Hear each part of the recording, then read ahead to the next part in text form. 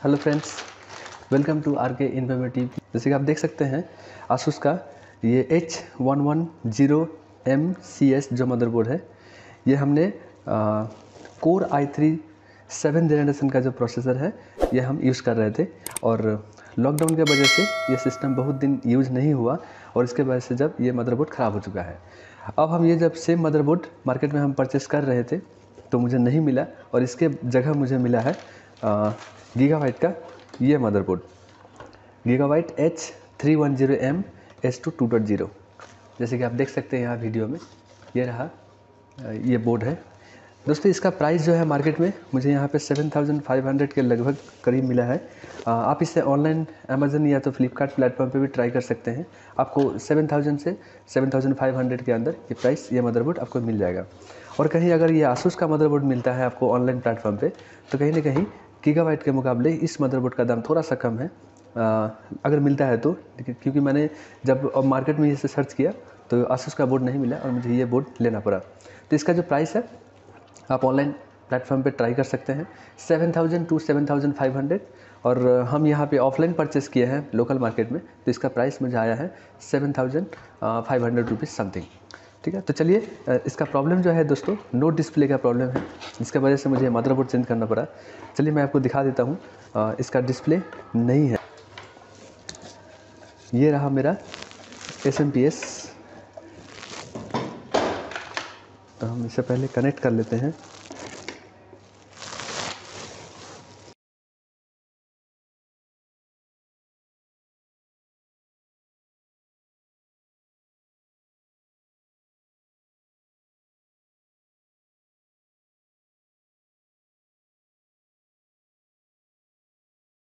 तो चलिए इसे हम अभी शॉर्ट कर लेते हैं और इस बोर्ड को अभी हम ऑन करते हैं। तो जैसे कि आप देख सकते हैं यहाँ पावर ऑन हो चुका है। और अगर हम डिस्प्ले का बात करेंगे तो ये रहा हमारा मॉनिटर। ना तो कीबोर्ड में कोई पावर है और ना तो मॉनिटर में कोई डिस्प्ले है। तो यही था मेरा मदरबोर्ड का इशू। इस मदरबोर्ड में मेरा नो डिस्प्ले का इशू आ रहा है, जिसके वजह से मुझे मदरबोर्ड चेंज करना पड़ा। और ये था आसूस का बोर्ड, सेम मदरबोर्ड मुझे नहीं मिला है तो मुझे गीगाबाइट का ये बोर्ड परचेस करना पड़ा है। तो चलिए अब हम इसे रिप्लेस कर लेते हैं। इस मदरबोर्ड के मेन पावर है, हम इसे बंद कर देते हैं। तो ये मेरा पावर ऑन हो चुका है। अब हम इसे ओपन कर लेते हैं सारी चीज़।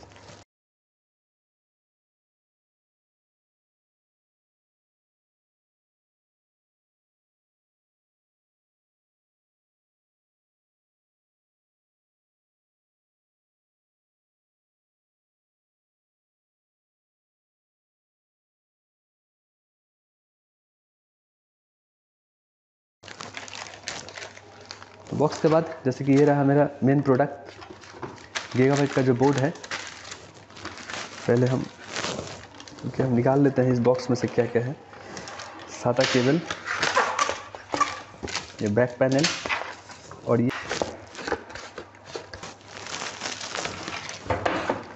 रहा ड्राइवर CD। ये रहा मेरा मदरबोर्ड का बैक पैनल और ये रहा इसमें 2 साटा केबल दिया गया है इस बोर्ड के साथ। इसके बाद ये रहा मेरा जो मेन गीगाबाइट का 310 जो मदरबोर्ड है, मेन प्रोडक्ट ये रहा। तो चलिए अब इसे हम ओपन करके आपको दिखा देते हैं। ओपन करेंगे तो थोड़ा सावधानी से कीजिएगा। तो यही है मेरा मेन प्रोडक्ट। चलिए अब इसमें हम मेरा जो प्रोसेसर है इसे हम इंस्टॉल कर लेते हैं। करने से पहले इसका ऊपर जो कूलिंग पेस्ट लगा हुआ है प्रोसेसर के ऊपर में, इसे हम आसान थोड़ा धीरे धीरे करके हम थोड़ा क्लीन कर लेते हैं इसे।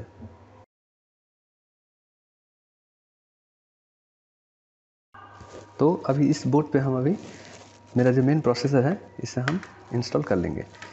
इंस्टॉल करने के लिए ये लॉक रहा है, यहाँ पे एक नोच दिया गया है। इस नोच को आपको पीछे की तरफ ऊपर की तरफ घिसना पड़ेगा और ये जो कवर है प्रोसेसर का जो कवर है ये आपको ओपन हो जाएगा। इसके ऊपर ऐसा लगा रहेगा, आपको यहाँ पर प्रेस करके बाहर की तरफ खींचेंगे तो ये कवर जो है ऑटोमेटिक ऊपर की तरफ आएगा और ओपन हो जाएगा। तो जैसे कि आप देख सकते हैं ये रहा मेरा मेन प्रोसेसर। अगर आपको स्क्रीन में दिखाई देगा तो देख सकते हैं कोर i3 7th जनरेशन। ठीक है, तो इसे इंस्टॉल करने के लिए यहाँ पे 2 नोच दिया गया है। यहाँ पे एक देखिए और ये एक अंदर की तरफ यहाँ पे है। तो ये दोनों को मैच करके सेम इस बोर्ड पे भी देखिए यहाँ भी दिया गया है। तो हम इसे प्लेस कर देते हैं, ठीक है। इसके बाद इस प्रोसेसर इंस्टॉल करने के बाद ये रहा मेरा हीट सिंक प्रोसेसर का फैन। अब हम इसे मदरबोर्ड के ऊपर इंस्टॉल कर लेंगे। तो इंस्टॉल करने से पहले यहाँ भी जो पेस्ट है, कूलिंग पेस्ट यहाँ भी लगा हुआ था, हम इसको क्लीन कर लिए हैं। उसके बाद ये रहा मेरा हीट सिंक जो जेल है, लिक्विड है, इसे हम थोड़ा प्रोसेसर के ऊपर डाल देंगे ताकि ये जो कूलिंग का जो प्रोसीड्यूर है, प्रोसेस, वो बना रहे। इसे डालने के लिए आपको कुछ नहीं करना है, जस्ट बीच में आप हल्का सा प्रेस कीजिएगा और थोड़ा सा, ज़्यादा नहीं।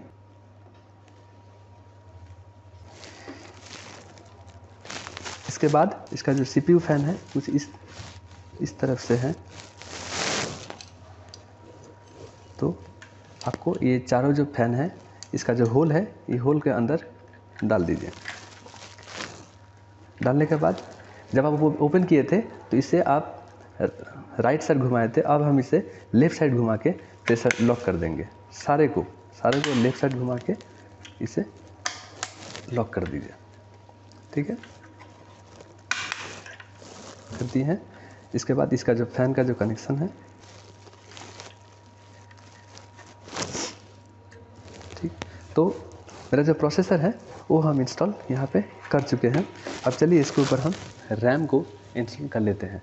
जो हम रैम वहाँ से ओपन किए थे, इसे इंस्टॉल करने के लिए नोच को मिलाना है। इसका जो नोच है सेम जगह पे रख के, ठीक है, दोनों तरफ चाप देंगे, प्रेशर देंगे तो ये लॉक हो जाएगा। चलिए अब हम इसे चेक कर लेते हैं इसमें डिस्प्ले है या नहीं।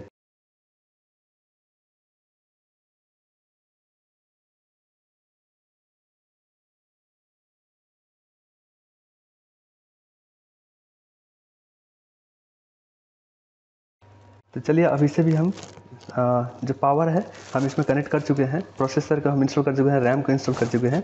अब हम इसे ऑन करके देख लेते हैं। तो मेरा जो पावर है UPS में, हम इसे ऑन करते हैं।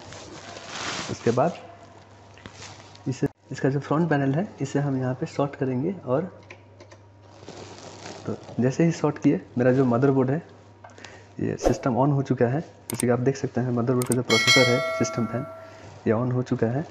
और एक बार डिस्प्ले चेक कर लेते हैं।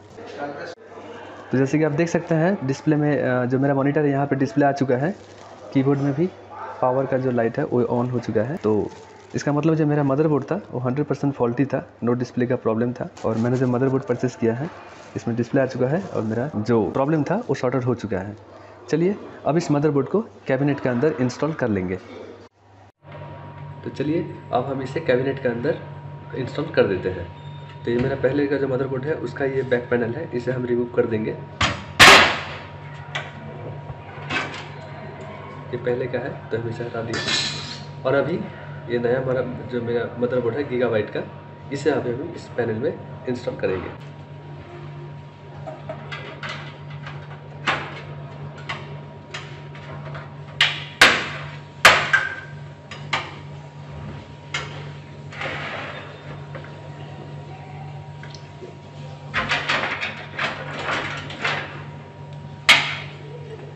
ये मेरा नया मदरबोर्ड, अब इसे हम कैबिनेट के अंदर इंस्टॉल कर लेते हैं।